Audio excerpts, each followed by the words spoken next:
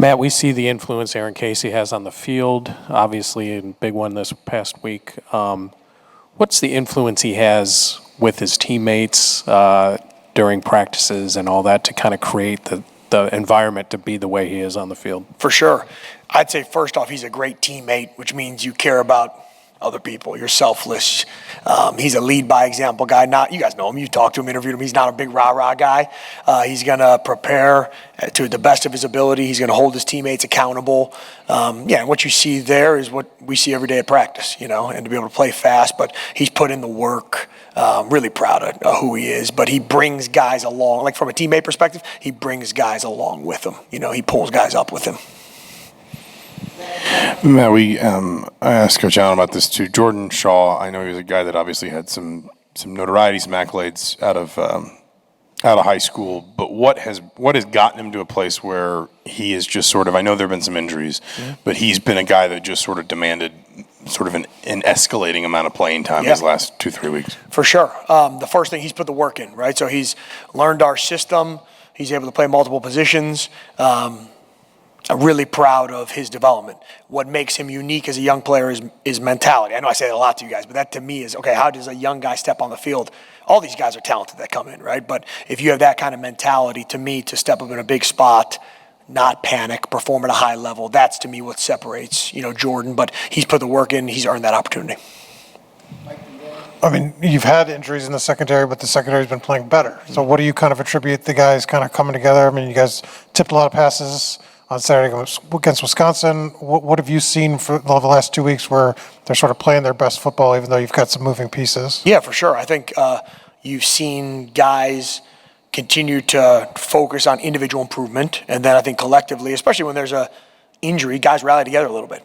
So I think you've seen that with Noah going down, then you've seen Lewis Moore be more vocal, or you've seen different guys in certain spots say, okay, hey, we got to really rally together and put this on our back, and guys have done that. So it's a next man up mentality, but I think they're taking a lot of pride in, hey, this is our job. We're down a couple guys, but we're going to get it done. You ever had that with the position group?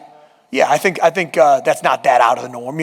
Guys feel like they have to be called up to the moment. They're calling themselves up to the moment, not me, because they know that it can't be a situation where there's a letdown from there. So I don't think that's.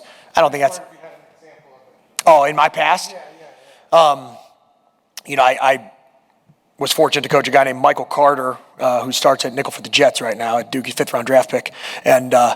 Mike, his true freshman year, the Husky in our system had gone down, and we had to win a couple games to punch bowl eligibility, and he did that, and then in a bowl game and won a bowl game too. So I've had that before where a young guy steps up, and I think guys put their arm around that guy, and they say, okay, hey, how can we make sure that he knows that, we got his back, and that guy steps up into the spot from there. It's on our job as coaches to have those guys ready to go.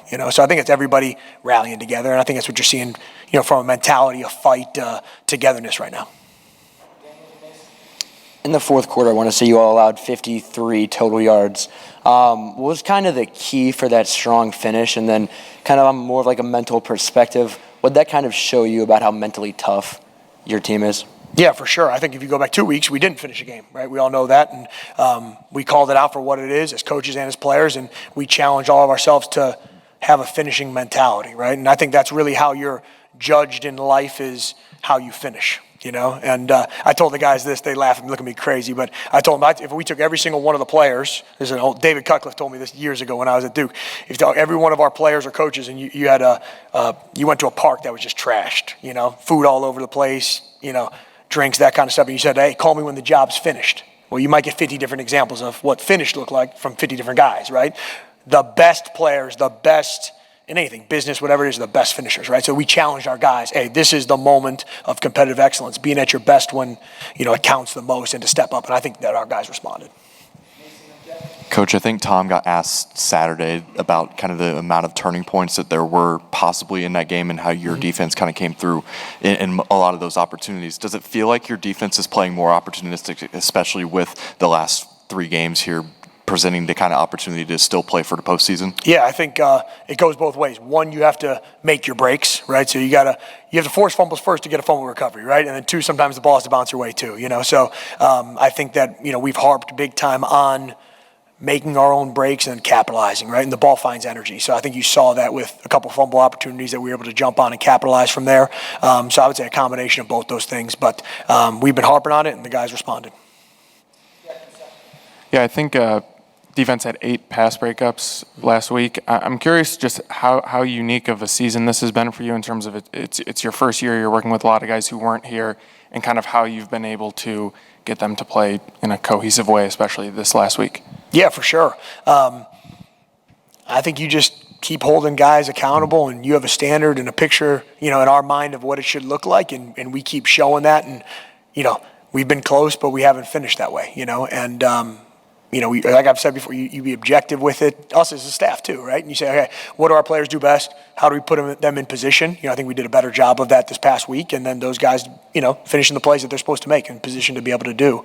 Not trying to give you a runaround answer, but that's, just as simple as that. Hey, what do we do best?